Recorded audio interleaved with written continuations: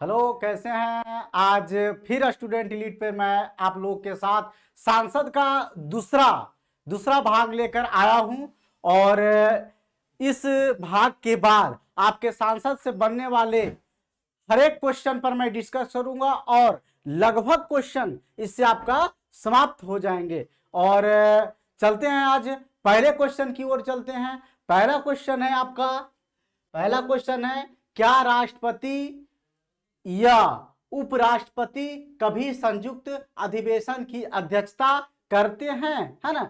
तो मैंने कल ही चर्चा किया था कि, है ना, संयुक्त अधिवेशन राष्ट्रपति के द्वारा लोकसभा में बुलाए जाते हैं अनुच्छेद 108 के तहत, लेकिन संयुक्त अधिवेशन की अध्यक्षता अनुच्छेद 118 के तहत लोकसभा के अध्यक्ष के द्वारा किया जाता है ना। तो चलते हैं पहला क्वेश्चन, है ना। तो इनमें से, है ना, कभी भी नहीं बताया जाए कि आंसर आपका बी नंबर सही होगा। और, है ना, जब भी इसकी अध्यक्षता की जाएगी तो लोकसभा अध्यक्ष के द्वारा। अगला है कि सांसद के दोनों सदनों के संयुक्त अधिवेशन की अध्यक्षता कौन करता है ना। तो कल ही मैंने चर्चा किया था कि, है ना, आपका लोकसभा अध्यक्ष के द्वारा किया जाता है ना। अगले क्वेश्चन की ओर चलते हैं। अगला क्वेश्चन है आपका, संसद के संयुक्त बैठक को कौन संबोधित करता है। तो आपका संबोधित करता है, संयुक्त बैठक की संबोधित करना, अध्यक्षता करना लोकसभा का अध्यक्ष का काम है, या स्पीकर भी कर सकते हैं। स्पीकर के द्वारा क्या किया जाता है, उसका संबोधन किया जाता है, उसके तरीकाओं को बताया जाता है, उसका कार्य का निर्वाह किया जाता है स्पीकर के द्वारा। तो ऑप्शन नंबर आपका हो जाएगा बी, ऑप्शन नंबर बी हो जाएगा। और अगले क्वेश्चन की ओर चलते हैं। अगला क्वेश्चन है, भारत की संसद के दोनों सदनों की संयुक्त बैठकें किस लिए आयोजित की जाती है। तो मैंने कल ही बताया था कि जब भी कोई ऐसे विधेयक आए, कुछ ऐसे विधेयक आए जो कि राज्यसभा और लोकसभा के दोनों के बीच में, है ना, राज्यसभा और लोकसभा के बीच में मतभेद हो, वैसे विधेयकों पर राष्ट्रपति के द्वारा अनुच्छेद 108, है ना, अनुच्छेद 108 के तहत संयुक्त अधिवेशन बुलाए जाते हैं। तो पढ़िए, ऑप्शन नंबर पहला है कि भारत के राष्ट्रपति की निर्वाचित करने के लिए, गलत है आपका, है ना।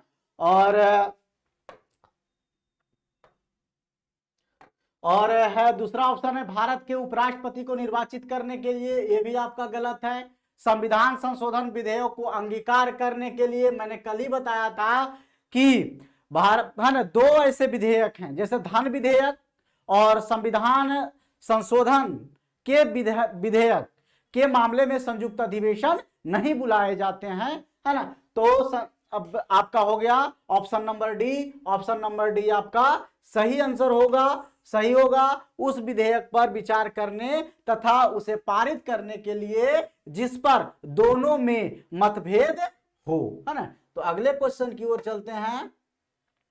अगला क्वेश्चन है, संसद के संयुक्त अधिवेशन में विधेयक पारित होता है ना। तो मैंने बताया कि संसद में जो विधेयक पारित होंगे, है ना, विधेयक पारित होने का एक होता है साधारण बहुमत से होता है, एक होता है ना, विशेष बहुमत से होता है। तो मैं बता दूं कि भारत के संविधान संशोधन पे यदि विधेयक लाया जाता है तो उसे विशेष बहुमत के द्वारा पारित किया जाता है, लेकिन अन्य सभी विधेयकों को साधारण बहुमत के साथ पारित किया जाता है ना। तो देखते हैं कौन सा ऑप्शन आपका सही होगा। दोनों सदनों के कुल सदस्यों को समान बहुमत द्वारा, है ना, दोनों सदनों के कुल सदस्यों के 2/3 बहुमत द्वारा, ये तो आपका गलत है। जब 2/3 बहुमत की बात कही जाए तो 2/3 बहुमत विशेष बहुमत के रूप में आ जाता है, जो कि भारतीय संविधान में यदि संशोधन की बात कही जाए तो विशेष बहुमत की, है ना, जरूरत पड़ता है। और दोनों सदनों के कुल उपस्थित तथा मतदाता सदस्यों के समान बहुमत द्वारा। समान बहुमत यदि होंगे तो है ना ये भी नहीं हो पाएंगे, समान बहुमत होगा तो फिर कैसे होगा, है ना। अगला है आपका दोनों सदनों के कुल उपस्थित तथा मतदान सदस्य के 2/3, ये भी आपका गलत है, इसलिए सही आंसर आपका है option number A. Option number A, दोनों सदनों के कुल सदस्यों के समान बहुमत द्वारा, है ना, यानी साधारण बहुमत द्वारा। अगला क्वेश्चन है आपका, अगला क्वेश्चन, संविधान संशोधन प्रस्ताव के संबंध में दोनों सदनों में मतभेद होने की स्थिति में, है ना, अभी मैंने बताया कि संयुक्त अधिवेशन में फैसला लिया जाता है, क्या लिया जाता है ना, संयुक्त अधिवेशन में फैसला होगा और संयुक्त अधिवेशन में ही फैसला लिए जाएंगे कि ये विधेयक पारित हो या ना हो, है ना। तो अगले क्वेश्चन की ओर चलते हैं। अगला क्वेश्चन है आपका कि संसद की कार्यवाही सूची में प्रथम विषय होता है। तो देखिए प्रथम विषय की बात कही जाए, है ना, तो प्रथम विषय लोकसभा या सांसद या राज्यसभा जो भी हो, है ना, यानी कि सांसद के कोई भी सदन, या तो उच्च सदन हो या तो निम्न सदन, या तो लोकसभा हो या तो राज्यसभा हो, तो उसकी जो कार्य करने का जो अवधि होता है ना, 11 बजे से, है ना, 11 बजे से, है ना, दिन के 11 बजे से शुरू होती है और 11 से 12 के बीच, 11 से 12 के बीच प्रश्न काल का समय होता है। उसमें संबंधित मामले, संबंधित समस्याओं, संबंधित मामलों से संबंधित मंत्री से प्रश्न पूछे जाते हैं, है ना। तो आपका हो गया ऑप्शन नंबर बी आपका सही आंसर है। शून्यकाल की बात कही जाए तो शून्यकाल की बात जो है 12 से, है ना, 12 से 1 के बीच का क्या बोला जाता है, शून्यकाल बोला जाता है। और शून्यकाल बताया कि भारत के सांसदीय शब्दों में भारत के मीडिया के द्वारा 1962 में शून्यकाल नाम दिया गया, है ना। तो अगले क्वेश्चन की ओर चलते हैं। अगला क्वेश्चन आपका है, अगला क्वेश्चन, कौन सी प्रथा संसदीय प्रणाली को भारत की देन है। तो अभी मैंने बताया, है ना, है ना, शून्यकाल के बारे में मैं बता दूं कि शून्यकाल जो है, शून्यकाल आपका, है ना, शून्यकाल भारत के मीडिया के द्वारा, है ना, भारत के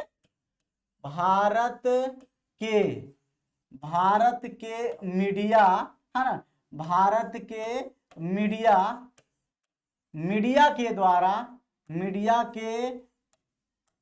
के द्वारा दिए गए, है ना, दिए गए शब्द हैं, है ना, द्वारा दिया गया शब्द है, दिया गया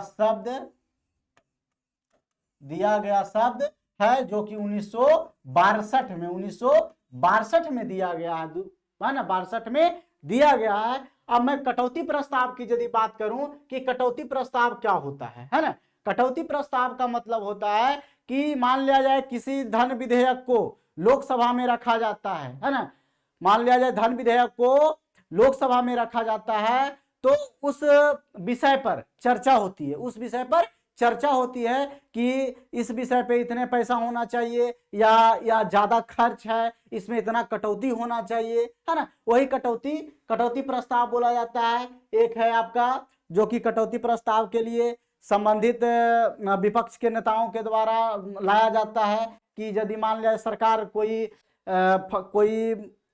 मंत्रालय में यदि क्या करता है, किसी काम के लिए प्रस्तावित राशि को रखती है, अमाउंट को रखती है विधेयक के रूप में सदन में, तो उसमें विपक्ष के नेताओं के द्वारा कटौती प्रस्ताव लाया जाता है कि ये पैसा, है ना, ज्यादा है या फिर, है ना, बहुत ज्यादा है। अगला है स्थगन प्रस्ताव लाया जाता है कि स्थगन कहने का मतलब है कि लोकसभा के कार्यवाहियों को क्या किया जाए, है ना, रोकने की जो प्रस्ताव आती है उसी को स्थगन प्रस्ताव कहा जाता है। अब मंत्रालय की मांगों का गिलोटिन, है ना, देखिए नया शब्द आया होगा आप लोगों के सामने, है ना, गिलोटिन क्या जाना, गिलोटिन का मतलब क्या होता है ना, देखिए गिलोटिन का मतलब होता है, गिलोटिन कहने का मतलब ये फ्रांसीसी शब्द है। गिलोटिन जो है भारतीय संविधान में फ्रांसीसी शब्द से लिया गया है। गिलोटिन का मतलब है कि बिना बिना किसी चर्चा का, है ना, विधेयक पारित हो जाना। बिना किसी धन विधेयक हो या धन विधेयक के मामले में बिना कोई चर्चा का पारित हो जाना। जैसे मान लिया जाए आप घर से बाहर रह रहे हैं, पटना में रह रहे हैं, कहीं और पढ़ाई कर रहे हैं, आप मान लिया जाए पापा से पैसा मांगते हैं कि हमको 10,000 रुपये इस महीना में चाहिए, और पापा बिना बिना कुछ पूछे, है ना, बिना कुछ पूछे क्या जाता है कि पापा आपके अकाउंट में पैसा डाल देते हैं। तो वही क्या होता है, वही क्या बोला जाता है, गिलोटिन। बिना चर्चा के विधेयक को पारित करना, है ना, गिलोटिन कहलाता है। और कटौती प्रस्ताव में भी देखा जाए कि मान लो आप घर से, सिंपल सी बात है, यदि आप मम्मी से पैसा मांगते हैं कि 10,000 की जरूरत है ना, तो उसमें यदि 10,000 आप मांगते हैं तो उसमें क्या किया जाता है, 2,000 1,000 काट के दे दिया जाता है। वही संसद में होता है, कटौती प्रस्ताव में होता है। चलिए अगले क्वेश्चन की ओर चलते हैं। अगला क्वेश्चन है आपका कि संसद के किसी सदस्य की सदस्यता तब समाप्त समझी जाती है यदि यह बिना सदन को सूचित किए अनुपस्थित रहता है। तो मैं बता दूं कि यदि लोकसभा अध्यक्ष को यदि कोई सांसद सदस्य 60 दिनों तक बिना कोई सूचना के कोई सांसद सदस्य 60 दिनों तक, है ना, कार्य दिवस को मिलाकर यदि 60 दिनों तक अनुपस्थित रहती है तो उसकी सदस्यता को क्या किया जाता है, समाप्त कर दिया जाता है। तो आप देखिए ऑप्शन नंबर ए आपका सही आंसर होगा। और अगले क्वेश्चन की ओर चलते हैं। अगला क्वेश्चन है कि एक वर्ष में कम से कम कितनी बार संसद की बैठक होना आवश्यक है। तो बता दूं कि एक बैठक का अंतराल 6 महीना, कम से कम 6 महीना का होता है। और एक साल में 2 बैठकें जरूरी है, एक साल में 2 बैठकें जरूरी होती है। तो मैं बता दूं कि एक वर्ष में कम से कम कितनी बार संसद की बैठक होना है ना, तो 2 बार, है ना, प्रत्येक 6 महीना। कितना, है ना, प्रत्येक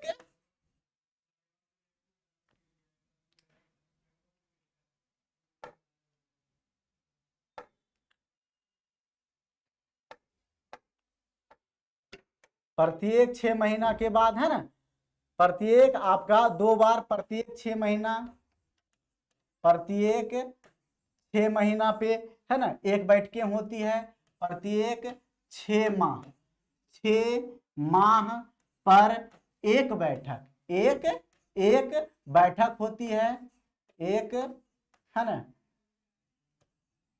बैठक, है ना, प्रत्येक 6 माह पर एक बैठक होती है। तो एक साल में 2 बैठकें होगी, है ना। अगले क्वेश्चन की ओर चलते हैं। अगला क्वेश्चन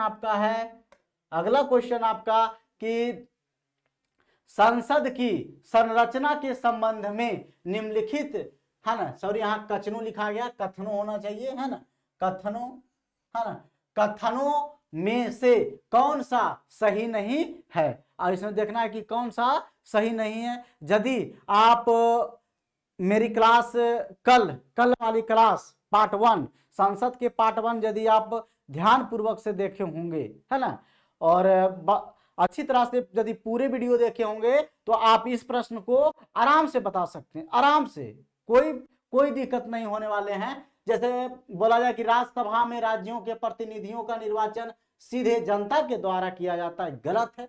ये आपका पहला स्टेटमेंट आपका क्या है, गलत है। देखिए राज्यसभा, आप देखिए कि राज्यसभा में सदस्यों की जो निर्वाचन होती है ना, वह जनता के द्वारा चुने गए प्रतिनिधियों के द्वारा होता है, जनता के द्वारा चुने गए प्रतिनिधियों के द्वारा होता है, विधानसभा के सदस्यों के द्वारा होता है ना, तथा विधान परिषद के सदस्यों के द्वारा होता है ना। अगला देखा जाए, लोकसभा में संघ राज्य क्षेत्रों से प्रतिनिधियों का चुनाव प्रत्यक्ष निर्वाचन द्वारा किया जाता है। देखिए ये आपका ऑप्शन नंबर, है ना, ये भी आपका क्या है, ये आपका सही है।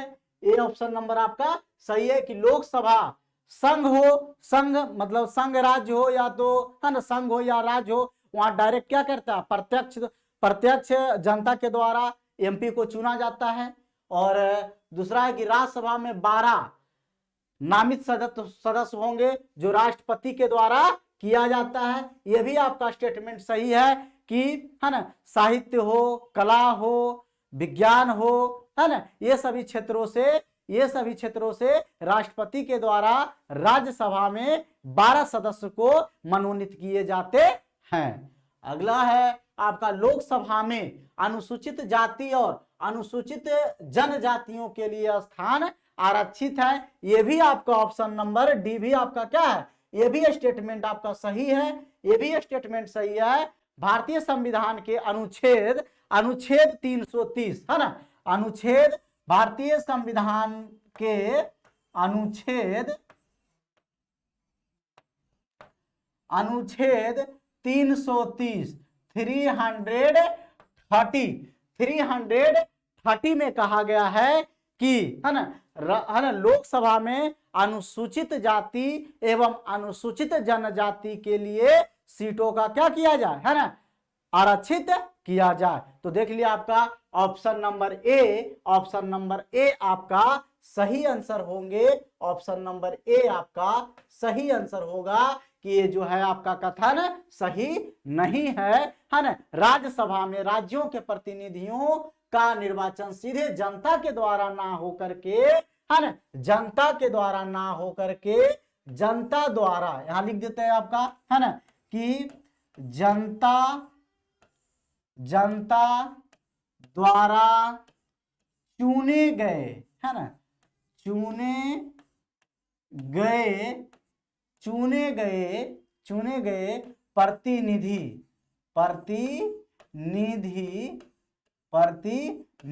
के द्वारा, है ना, प्रतिनिधि के द्वारा चुने जाते हैं। इसलिए आपका ऑप्शन नंबर ए आपका करेक्ट आंसर होंगे। ऑप्शन नंबर ए आपका करेक्ट आंसर होंगे। तो अगले क्वेश्चन की ओर चलते हैं।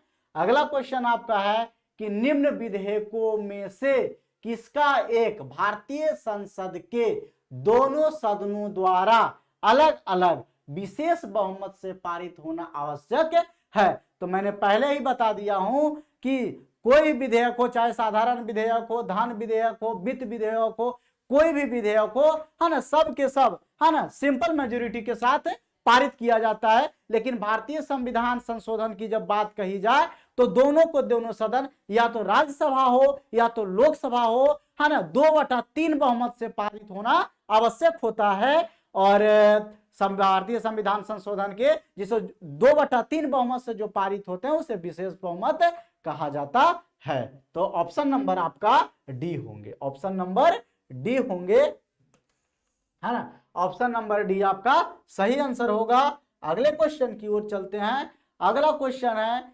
सांसदों के वेतन का निर्णय कौन करता है। देखिए, सांसदों के वेतन का जो निर्णय होता है वह लोकसभा अध्यक्ष के द्वारा किया जाता है। लोकसभा अध्यक्ष के द्वारा सांसदों के वेतन का, है ना, किया जाता है। मैं बता दूं कि अभी भारत के सांसदों का जो वेतन है लगभग 1,70,000 उसके वेतन है ना। और टोटल अनाउंस यदि मिला दिया जाए, अनाउंस को लिया जाए तो टोटल विथ अनाउंस के साथ 2 लाख रुपया भारतीय सांसद सदस्य का, है ना, अभी पर मंथ का क्या है दिया जाता है। अनाउंस और आपका वेतन मिला करके 2 लाख रुपया लगभग दिए जाते हैं। लेकिन मैं ये भी बता दूं कि यदि मान लिया जाए कोई सांसद है ना, कोई सांसद सदस्य यदि कोई मंत्री हो, या तो कैबिनेट मंत्री हो या तो राज्य मंत्री हो, है ना, तो उन्हें मंत्री और कैबिनेट मंत्री का वेतन ना मिल करके सांसद का ही वेतन दिया जाता है ना।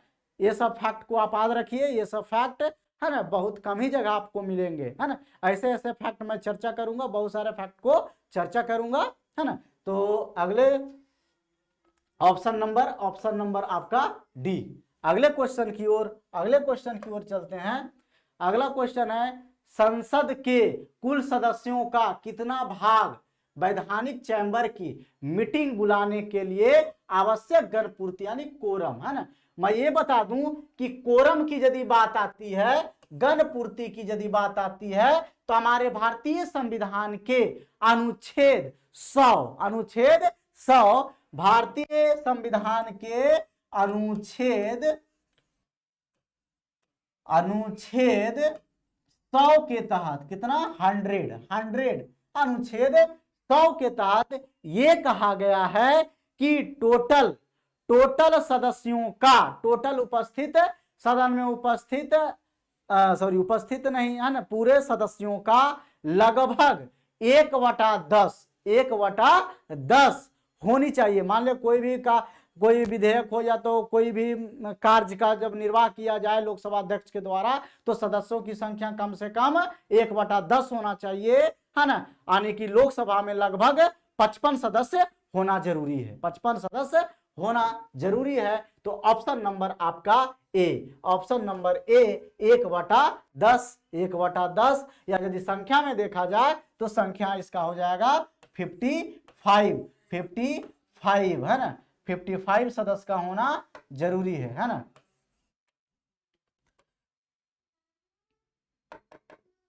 55 है ना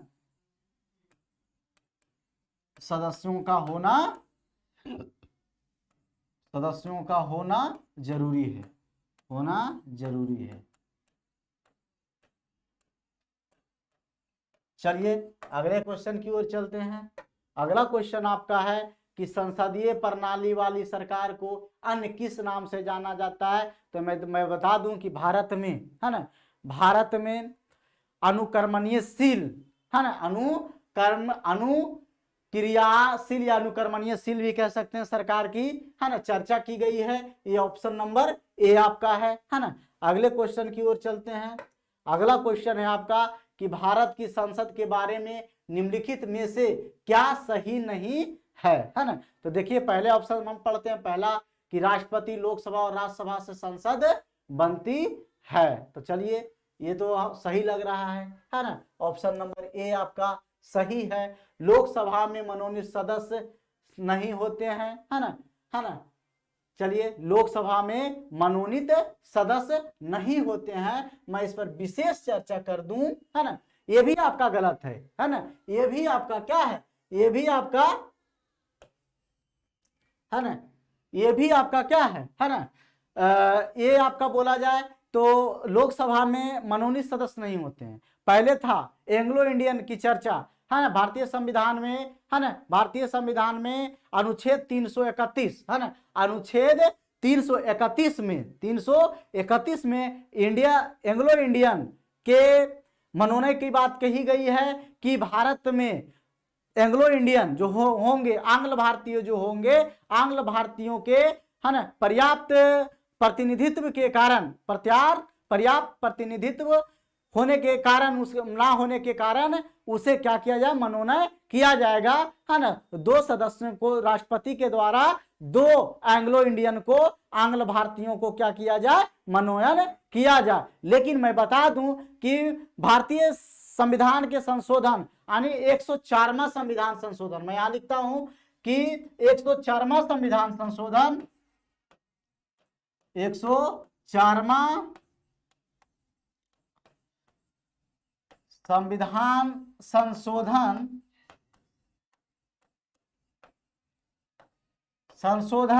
है ना 2019 के तहत, 2019 के तहत बताया गया है कि भारत में अब एंग्लो इंडियन ना रहने के कारण, उसके, है ना, संख्या ना के बराबर होने के कारण, है ना, इसे डिसकंटिन्यू कर दिया गया, खत्म नहीं किया गया, समाप्त नहीं किया गया। याद रखिएगा, यदि समाप्त किया जाएगा तो भारतीय संविधान के अनुच्छेद 331 में क्या होना चाहिए, संशोधन होना चाहिए, है ना। भारतीय संविधान संशोधन करके अनुच्छेद 331 को हटा दिया जाए, तब हम मानेंगे, तब माना जाएगा कि भारत में आंग्ल भारतीयों का, है ना, आंग्ल भारतीयों का क्या किया गया, समाप्त कर दिया गया मनोनयन। लेकिन मैं बता दूं कि इसे, है ना, डिसकंटिन्यू किया गया है, स्थगित किया गया है ना। चलिए अगला है आपका, और क्यों किया गया इस पर भी मैं चर्चा कर दूं कि, है ना, एक होता, एक वैसे फ्रैंक, है ना, फ्रैंक ओब्रेन नाम का कोई व्यक्ति जो कि लगातार 7 बार मनोनयन किया गया है ना, इसके कारण देखा गया कि इसके पर्याप्त जनसंख्या ना होने के कारण एक ही व्यक्ति को बार बार क्या किया जा रहा है ना, चुना जा रहा है, इसके लिए इसे डिसकंटिन्यू कर दिया गया है ना। अगले ऑप्शन की ओर चलते हैं कि राज्यसभा को भंग नहीं किया जा सकता है, तो ये भी आपका क्या है, ये भी आपका सही है। राज्यसभा के कुल सदस्य राष्ट्रपति द्वारा मनोनीत होते हैं, ये आपका क्या है, ये आपका गलत है। ये स्टेटमेंट आपका क्या है, ये आपका स्टेटमेंट गलत है। बताया जाता है कि है ना राज्यसभा के कुल सदस्यों के मानव कुल सदस्य संख्याओं के 12 सदस्य को राष्ट्रपति के द्वारा मनोनीत किए जाएंगे, जो कि है ना कला, संस्कृति और है ना शिक्षा के क्षेत्र में है ना समाज सेवा के क्षेत्र में उत्कृष्टता प्राप्त किए हो, है ना। तो ऑप्शन नंबर डी आपका देखिए है ना सही नहीं है, तो ये आपका सही नहीं है। ऑप्शन नंबर डी आपका सही आंसर होंगे, ऑप्शन नंबर डी आपका सही आंसर होंगे। चलिए अगले क्वेश्चन की ओर चलते हैं। संविधान लागू होने के बाद सर्वप्रथम त्रिसंघीय संसद है ना हंग पार्लियामेंट का गठन कब हुआ है ना, तो आपको मैं बता दूं कि ऑप्शन नंबर बी आपका 1989 है ना। अगले क्वेश्चन की ओर चलते हैं। अगला क्वेश्चन है अस्थायी संसद भारत में कब तक अस्तित्व में रही। देखिए मैं बता दूं अस्थायी संसद किसे कहेंगे है ना, या अस्थायी है ना, अस्थायी संसद उसे कह सकते हैं जिसका है ना क्या होता है, भंग होता है, प्रत्येक 5 साल पर है ना क्या करता है, भंग हो जाता है। तो लोकसभा में देखता हूं कि लोकसभा का हर एक 5 साल पर वहां क्या होती है, उनके सदस्यों की सदस्यता समाप्त हो जाती है और नए नए सदस्य चुन के जाते हैं है ना, तो उसे अस्थायी सदन भी कहा गया है ना लोकसभा को। तो इसका बताया गया कि भारत कब तक अस्तित्व में रही, तो ये आपका 31 दिसंबर 1950 तक रही। अगले क्वेश्चन की ओर चलते हैं कि भारत की पार्लियामेंट संसद का उद्घाटन कब हुआ, तो मैं बता दूं कि भारत के पार्लियामेंट का उद्घाटन 1947 में हुआ है ना। तो ऑप्शन नंबर डी आपका सही आंसर होगा। अगले क्वेश्चन की ओर चलते हैं कि संसद के दोनों सदनों का सत्रावसान कौन करता है। सत्रावसान करना है ना, आहूत करना, ये सभी राष्ट्रपति के जिम्मे है, राष्ट्रपति का अधिकार है ना। तो ऑप्शन नंबर आपका बी, ऑप्शन नंबर बी आपका सही आंसर होंगे। और अगले क्वेश्चन की ओर चलते हैं। अगला क्वेश्चन है कि संसद के किन सदस्यों को गैर सरकारी सदस्य कहा जाता है। मैं चर्चा कर दूं कि मंत्री के अलावे है ना, मंत्री के अलावे जो मंत्री, मैं बता दूं कि आपका बताया गया है कि 91वां संविधान संशोधन 2003 के अनुसार ये बताया गया है कि सदन में मंत्रियों की जो संख्या होगी कुल सदस्यों के 15% से अधिक नहीं होंगे है ना, 15% से अधिक नहीं होंगे। तो यदि देखा जाए तो भारत के सांसद में लोकसभा में देखा जाए तो अभी लगभग टोटल 81-82 सदस्य होना चाहिए, 82 सदस्य होना चाहिए। और उन 82 सदस्यों में 82 मंत्रियां होना चाहिए और 82 मंत्री अभी मोदी जी के कार्यकाल में है ना लगभग 75 मंत्री कार्यरत थे। और बता दें कि मंत्रियों को छोड़कर जितने भी या तो पक्ष के या तो सत्ता दल के या तो है ना विपक्ष के जो भी सांसद हैं गैर सरकारी सदस्य कहलाते हैं है ना, गैर सरकारी सदस्य कहलाते हैं। तो मंत्री के अलावे अन्य प्रत्येक संसद को हम क्या कहते हैं, तो ऑप्शन नंबर आपका क्या हो जाएगा, ऑप्शन नंबर बी। अगले क्वेश्चन की ओर चलते हैं हम। अगला क्वेश्चन आपका है भारत की संसद पार्लियामेंट मुख्यतः किस मॉडल पर आधारित है। तो बता देते हैं कि ब्रिटिश पार्लियामेंट के मॉडल पर आधारित है ना। संसदीय प्रणाली है ना ब्रिटेन से भारत में लिया गया है और उसी प्रणाली के द्वारा है ना, जैसे वहाँ हाउस ऑफ कॉमन है, हाउस ऑफ है ना अपर है ना, उस प्रकार से भी भारत में किया गया है उच्च सदन और निम्न सदन। तो है ना, ये ब्रिटिश पार्लियामेंट किसे क्या है ना, मॉडल पर आधारित है। चलिए अगले क्वेश्चन की ओर चलते हैं, है ना, किसी संसद सदस्य की अयोग्यता के संदर्भ में निर्णय कौन लेता है ना, तो मैं बता दूं, है ना, कि उपर्युक्त में से कोई नहीं। अब कहिएगा सर क्यों उपर्युक्त में से कोई नहीं आप बता रहे हैं, क्यों? आप पढ़ लीजिए कि, है ना, कि सांसद के अयोग्यता को घोषित करने के लिए, किसी को सस्पेंड करने के लोकसभा अध्यक्ष का, है ना, लोकसभा अध्यक्ष का शक्ति है ना। आप देखिए कि इसमें लोकसभा अध्यक्ष कहीं लिखा हुआ है, अध्यक्ष है, अध्यक्ष या सभापति या विधानसभा अध्यक्ष भी हो सकता है, राज्यसभा अध्यक्ष भी हो सकते हैं, है ना। आपका अध्यक्ष उप सभापति, है ना, राष्ट्रपति तो हो ही नहीं सकता, इसलिए लोकसभा अध्यक्ष तो है नहीं। यदि यही रहता लोकसभा अध्यक्ष, यदि हम कर देते, यदि यहाँ क्या रहता एलएस रहता, एलएस लिखा हुआ रहता, तो हम क्या समझते, है ना, कि लोकसभा अध्यक्ष, तो ऑप्शन नंबर बी हो जाता, ए हो जाता, सॉरी, ऐसा कोई नहीं, तो ऑप्शन नंबर क्या हो जाएगा, डी हो जाएगा। चलिए अगले क्वेश्चन की ओर चलते हैं। संसद शब्द को संदर्भित करता है ना। संसद शब्द को देखिए राष्ट्रीय विधायिका संदर्भित करता है। कहिए कैसे राष्ट्रीय विधायिका? तो राष्ट्रीय विधायिका कहने का मतलब है कि राष्ट्र में जो भी नियम कानून बनेंगे, विधायिका का काम क्या है? विधायिका का काम है ना, विधेयक बनाना, यानी कानून बनाना, नियम, है ना, अधिनियम को बनाना। तो संसद के मतलब, संसद कहने का मतलब है दोनों सदन, या तो उच्च सदन हो या तो निम्न सदन हो, राज्यसभा हो या लोकसभा हो। तो कोई भी यदि हम विधेयक को पारित करते हैं, कोई भी यदि हम कानून को बनाते हैं, तो राज्यसभा और लोकसभा दोनों में पारित होना क्या है, जरूरी है। इसलिए ऑप्शन नंबर आपका राष्ट्रीय विधायिका होगा, है ना। चलिए अगले क्वेश्चन की ओर चलते हैं। अगला क्वेश्चन और आज का ये अंतिम प्रश्न होगा, और संसद का, भारतीय संसद का, है ना, आप का दोनों पार्ट समाप्त हो चुका है, और इससे बनने वाले लगभग सभी प्रश्न, है ना, मैंने आपके साथ डिस्कस किया। और यदि आप इस क्लास को अच्छे तरह से, इस क्लास को कि आने वाले स्टूडेंट एलीट पे जितने भी क्लास पॉलिटी हो, मैथ्स हो, रीजनिंग हो, जो भी आएंगे, यदि आप अच्छे तरीके से करते हैं, तो आगामी जो भी एक दिवसीय परीक्षाएं हैं, है ना, आपको कोई दिक्कत होने वाले नहीं है ना, बशर्ते आप लाइक शेयर कमेंट जरूर करें। और इसका आपका है ऑप्शन नंबर डी, आपका सही आंसर है 1949। तो इस तरह से आज का सेशन समाप्त हुआ, और लाइक शेयर कमेंट जरूर करें।